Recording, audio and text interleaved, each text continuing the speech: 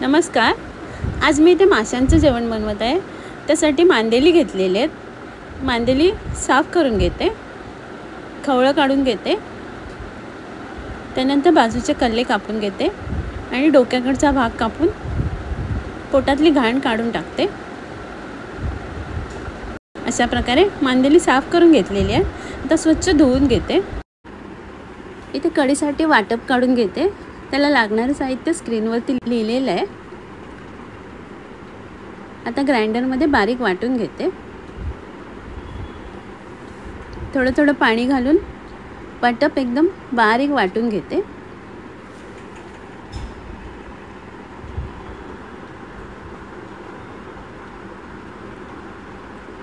वाटप काढून घेतलेले भांड्यात गॅसवर गरम करायला ठेवते. त्यात हिरवी मिरची आणि बारीक चिरलेला कांदा घालते. वाटपाला उकळी आलेली आहे. 4 कोकमं घालते बारीक तोडून आणि साफ करून धुवून ठेवलेली मांदेली घालते. मिक्स करून घेते. चवीप्रमाणे मीठ घालते आणि मांदेली शिजेपर्यंत कढीला उकळी काढून घेते. मांदेली शिजलेली आहेत. मांदेलीची कढी तयार आहे.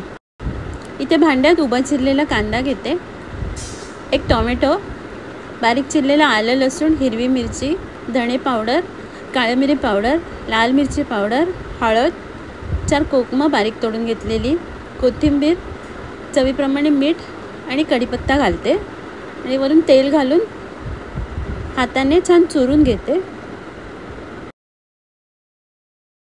पाणी घालून मिक्स करून घेते आणि साफ करून धुवून ठेवलेली मांदेली घालून गॅसवर शिजायला ठेवते.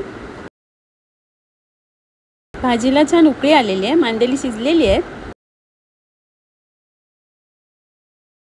इथे मांदेली स्वच्छ धुवून साफ करून घेतलेली आहेत. त्यात लाल मिरची पावडर, हळद, चवीप्रमाणे मीठ, कोकम आगळ आणि थोडंसं पाणी घालून पेस्ट करून घेते आणि मांदेलींना लावून घेते आणि 10-15 मिनटासाठी मॅरिनेट करायला ठेवते. 10-15 मिनटानंतर तांदळाचं पीठ, रवा, लाल मिरची पावडर, चवीप्रमाणे मीठ घालून मिक्स करून घेते आणि तव्यावर तेल गरम करायला ठेवलेलं आहे. त्यात मांदेली शॅलो फ्राय करून घेते. अशा प्रकारे 2-3 वेळा परतून घेते.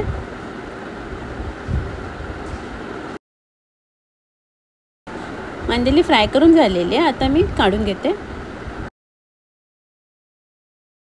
कढईत तेल घेतलेलं आहे. त्यात थोडंसं मीठ घालते आणि मिक्स करून घेते.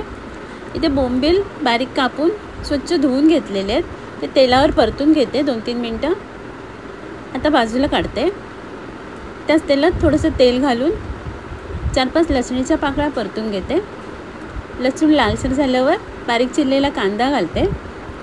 कांदा लालसर झाल्यावर 1 टोमॅटो घालते बारीक चिरलेला. मिक्स करून थोडंसं मीठ घालते आणि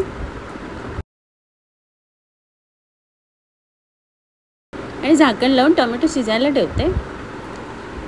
3-4 मिनिटांनी झाकण काढलेलं आहे. टोमॅटो शिजलेला आहे. त्यात लाल मसाला, हळद घालते आणि मिक्स करून घेते आणि पाणी घालून मसाला मिक्स करून शिजायला ठेवते. मसाल्याला उकळी आलेली आहे. कोथिंबीर घालते आणि झाकण लावून मसाला शिजून घेते. झाकण काढलेलं आहे. मसाल्याला छान उकळी आलेली आहे. त्यात 1 कापून ठेवलेला बटाटा आणि वांगं घालते आणि मसाल्यात परतून घेते आणि झाकण लावून शिजायला ठेवते. 2-3 मिनिटांनी झाकण काढलेलं आहे. पुन्हा एकदा मिक्स करून घेते. बटाटा शिजलेला नाही अजून. पुन्हा झाकण लावून बटाटा शिजायला ठेवते. 3-4 मिनिटांनी झाकण काढलेलं आहे. बटाटा आणि वांगी शिजलेली आहेत. 2-3 कोकमं घालते बारीक तोडून